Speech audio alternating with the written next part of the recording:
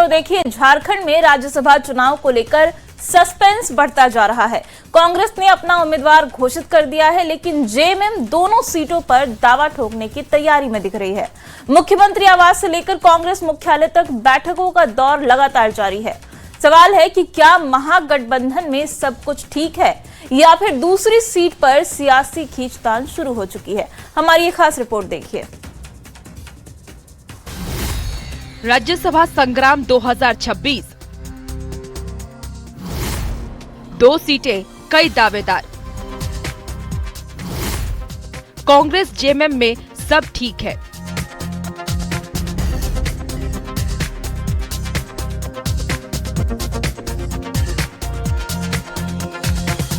अठारह जून को होने वाले राज्यसभा चुनाव से पहले झारखंड की राजनीति का पारा चढ़ गया है। एक तरफ कांग्रेस ने प्रणव झा को उम्मीदवार घोषित कर चुनावी बिगुल फूंक दिया है, तो दूसरी तरफ जेएमएम दोनों सीटों पर दावा ठोकने की रणनीति पर मंथन कर रही है। मुख्यमंत्री आवास में हुई अहम बैठक में जेएमएम के सांसद, मंत्री और विधायक जुटे। बैठक में अधिकांश नेताओं ने मुख्यमंत्री हेमंत सोरेन से दोनों सीटों पर चुनाव लड़ने की पैरवी की। संगठन यह निर्णय लेती है कि वह 2 सीटों पर चुनाव लड़ना चाहिए। पार्टी की जो दबाव है उस पर 2 सीटों पर चुनाव लड़ना चाहिए और राज्यसभा की दोनों सीटों पर झारखंड मुक्ति मोर्चा लड़ना चाहिए चुनाव। ये निर्णय लिया गया कि जेएमएम दोनों सीटों पर चुनाव लड़े और इसके लिए हम लोगों ने माननीय केंद्रीय अध्यक्ष को अधिकृत कर दिया है कि वो अंतिम निर्णय लेंगे। हम लोगों ने अपनी राय दी है कि दोनों सीट पर हम लोग को चुनाव लड़ना चाहिए। इसी बीच जेएमएम के केंद्रीय महासचिव सुप्रियो भट्टाचार्य ने प्रेस कॉन्फ्रेंस कर दावा किया है कि गठबंधन के पास 56 विधायकों का संख्या बल है और दोनों सीटें जीतने की क्षमता है। सुप्रियो भट्टाचार्य ने कहा कि 2024 के चुनाव हेमंत सोरेन के नेतृत्व में जीते गए थे और राज्यसभा चुनाव भी उन्हीं के नेतृत्व में लड़ा जाएगा। उन्होंने ये भी कहा कि कार्यकर्ताओं की स्पष्ट भावना है कि दोनों सीटों पर जेएमएम के उम्मीदवार हों। आने वाला राज्यसभा का चुनाव भी हेमंत सोरेन जी के नेतृत्व में ही होगा। तो इस बार के दोनों जो सीट है वो झारखंड मुक्ति मोर्चा का ही उम्मीदवार को मिलना चाहिए। राज्यसभा चुनाव की हलचल के बीच आरजेडी ने भी अपनी सक्रियता बढ़ा दी है। पार्टी विधायकों की बैठक हुई और आरोप लगाया गया कि राज्यसभा चुनाव को लेकर कांग्रेस और जेएमएम ने आरजेडी को पूछा तक नहीं। अभी तक कोई स्ट्रेटजी नहीं है और ना ही जेएमएम से और ना ही कांग्रेस पार्टी के किसी नेताओं ने हम लोगों से संपर्क किया है। जो इंडिया गठबंधन के हम लोग पार्ट हैं और ना अन्य कोई भी हम लोगों से संपर्क कोई। हालांकि कांग्रेस नेता आलमगीर आलम और राजेश ठाकुर लगातार दावा कर रहे हैं कि महागठबंधन पूरी तरह एकजुट है, सभी फैसले आपसी सहमति से होंगे। लेकिन गठबंधन हमारा एकजुट है, ये रहेगी, इस बात को हमको विश्वास है। और हमें लगता है कि कांग्रेस पार्टी ने जब अपने उम्मीदवार को घोषणा किया तो निश्चित तौर पर यहाँ के झारखंड के जो नेता है, सर्वोन्नत नेता है झारखंड के, हेमंत सोरेन जी से जरूर बात की होंगे। उनके विधायक की बैठक की गई थी, अब उसमें वो तरह तरह के लोग राय देते हैं, उस पर विचार हुआ है होगा। हम समझते हैं कि माननीय मुख्यमंत्री जी पर वो सारी बातें छोड़ी गई है।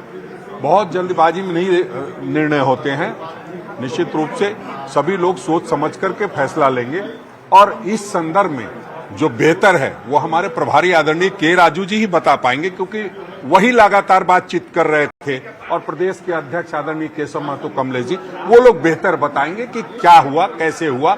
हम समझते हैं कि गठबंधन पूरी तरह एकजुट है। हमारे दोनों जो गठबंधन का जो उम्मीदवार है वो चुनाव जीतेगा।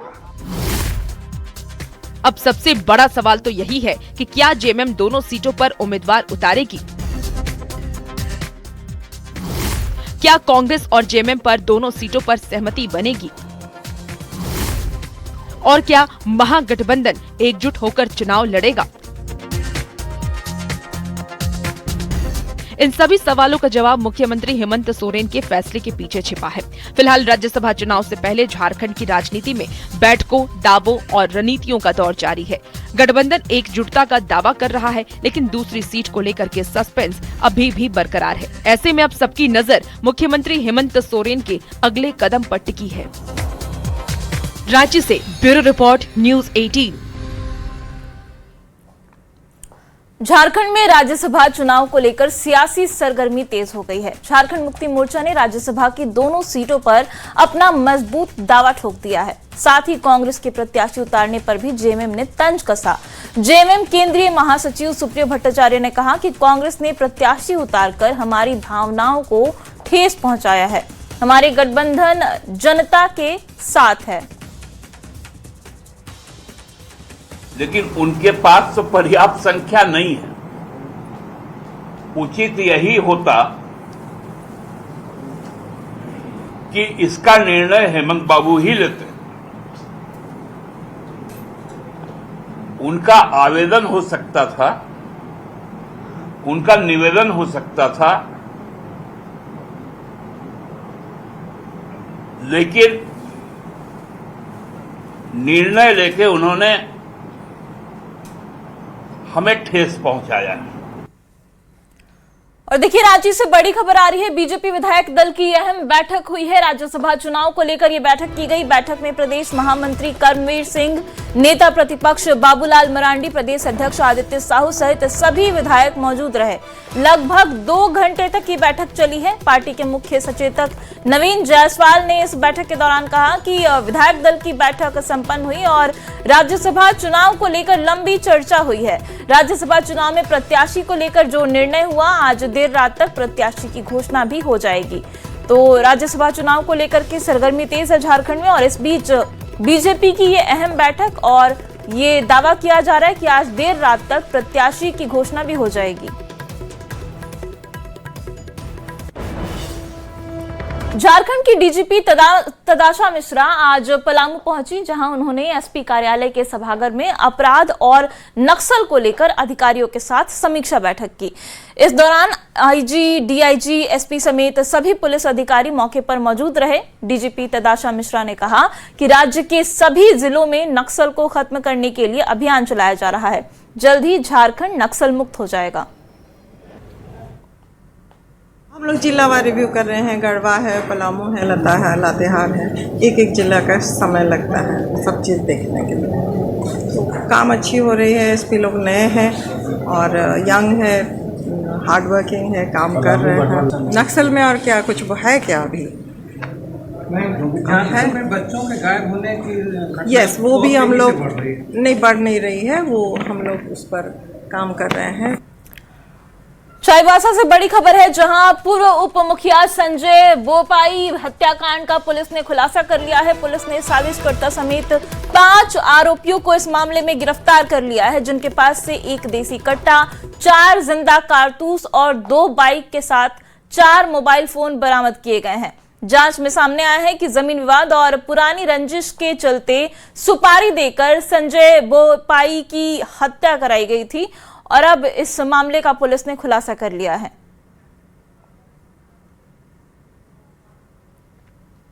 द्वारा त्वरित रूप से कार्रवाई करते हुए 5 व्यक्ति की गिरफ्तारी की गई है, जो घटना में शामिल थे, जिनका नाम सुरेश सोए, कप्तान होनहागा, गुने हिंदू, अंगरिया, बुद्धू बोदरा और बिजू चौधरी है, जो सभी इस कांड में संलिप्त थे। जमशेदपुर में पुलिस को बड़ी सफलता हाथ लगी है, जहां पुलिस ने अवैध हथियार और कारतूस की सप्लाई करने वाले एक संगठित गिरोह का खुलासा किया है। पुलिस ने जुगलसलाई थाना क्षेत्र में ये कार्रवाई की है और एक आरोपी को गिरफ्तार कर लिया है। मौके से पुलिस ने जिंदा कारतूस, पिस्तौल और मैगजीन के साथ ही मोबाइल फोन और एक कार भी बरामद की है। फिलहाल पुलिस इस नेटवर्क से जुड़े अन्य सदस्यों की तलाश में जुटी हुई है। उनको लेकर के जब हम लोग गुप्त सूचना के सत्यापन और छापामारी किए, तो इसी क्रम में जो ओल्ड पुरुलिया रोड है, वहाँ का एक युवक जो है वो हम लोग को गिरफ्तार किया गया। वो युवक पकड़ा गया, तो उसका नाम आपका है सैयद अदनान मिर्जा। यह ओल्ड पुरुलिया रोड में रहता है। इसके पास एक स्विफ्ट गाड़ी है, और उस गाड़ी को लेकर के जब हम लोग थाना आए तो उसके स्वीकारोक्ति बयान पर गाड़ी के पीछे सीट के नीचे से जो है मैगजीन और उसमें लोडेड 2 गोली बरामद किया गया।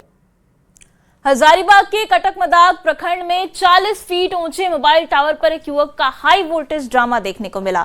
विकास कुमार नाम का युवक अपनी जमीन के म्यूटेशन में देरी से नाराज होकर टावर पर चढ़ गया। 11 घंटे तक वहीं पर डटा रहा। उसने टावर पर तिरंगा भी फहराया। हालांकि बाद में प्रशासन ने समझा बुझाकर उसे नीचे उतारा। अधिकारियों ने कहा कि म्यूटेशन की प्रक्रिया में तकनीकी समस्या है और मामला जांच में है। परेशान की वजह से वो चढ़ गए हैं। क्या परेशानी ये है सर कि उनको 6 महीना होने चला, अभी तक म्यूटेशन के नाम पे सीओ सर बोलेंगे कर देंगे और अभी तक नहीं कर रहे हैं। और उनको हम एमएलए टाइगर जयराम कुमार महतो जी से भी बात करवा चुके थे सीओ को, वो सुनिश्चित करने बोले, फिर भी वो नहीं किए। विकास कुमार जी जो है आत्महत्या करने के लिए टावर पर चले गए। अगर मान लीजिए कि अभी आप ये तय नहीं किया जा सकता है कि वहां से उतरेंगे कि वो चौक करके आत्महत्या कर लेंगे। यहाँ देखिए इनके साथ जो मामला था कि फतह में लगभग 5 एकड़ का जमीन खरीद बिक्री किए थे दलालों के द्वारा फंस करके। और स्पष्ट आपके माध्यम से यह कह दे, आपके माध्यम से जिला प्रशासन के सरकार को यह सुनाना चाहता हूँ कि यहाँ दलाली करने में सबसे आगे जो रहते हैं, यहाँ आगे सीओ के साथ साठगांठ करके जो दलाली किया। इसका म्यूटेशन से संबंधित मामला है और इसके जो भी म्यूटेशन है वो पूर्व में भी वर्षों पूर्व 2-3 बार ऑलरेडी रिजेक्ट हो चुके थे। तो ऐसे में उसका केस जो है अभी DCLR के यहाँ म्यूटेशन अपील किया हुआ है और अभी वो मेरे लॉगिन में नहीं है। जब तक DCLR सर के यहाँ से मेरे लॉगिन में नहीं आ जाता वहाँ सुनवाई होकर के, तब तक मैं इस पर अभी कोई कार्रवाई नहीं कर सकता। खबर धनबाद से है, जहां SNMMCH में तनाव का माहौल बन गया जब सांप काटने से मृत युवक को झाड़ फूंक के लिए परिजन शव को बिना पोस्टमार्टम के अपने साथ लेके जाने की जिद पर अड़ गए। दरअसल 20 साल के युवक की सांप काटने से मौत हो गई, जिसके बाद परिजन शव को अपने साथ ले जाने की जिद पर अड़ गए। परिजनों का कहना था कि वो युवक का झाड़ फूंक के माध्यम से उपचार कराना चाहते हैं। अस्पताल में तैनात सुरक्षा कर्मियों ने शव को ले जाने से रोक दिया, जिसके बाद परिजनों ने जमकर हंगामा किया। फिलहाल पुलिस और अस्पताल प्रशासन ने परिजन के निवेदन के बाद शव को बिना पोस्टमार्टम के ही ले जाने दिया और झाड़ फूंक से ठीक नहीं होने पर SNMMCH में पोस्टमार्टम के लिए वापस लाने की शर्त रखी। हमको देने के लिए रोकने वाला वो कौन है? हम आए भर्ती करवाए वो ठीक है, अब देने के लिए देने में क्यों प्रॉब्लम हो रहा है? जब डॉक्टर लोग बच्चा हम लिखित दे रहे, हम ले जा रहे हैं, कोई आपको आपत्ति नहीं है। अगर कोई आपत्ति करना चाहता है तो हमको बोलिए, हम लाएंगे फिर से पोस्टमार्टम करवाएंगे, क्या दिक्कत। लेकिन अभी हमको 12 बजे से घुमा रहा, हम चाह रहे हैं कि झाड़ फूंक करके अगर ठीक हो जाए।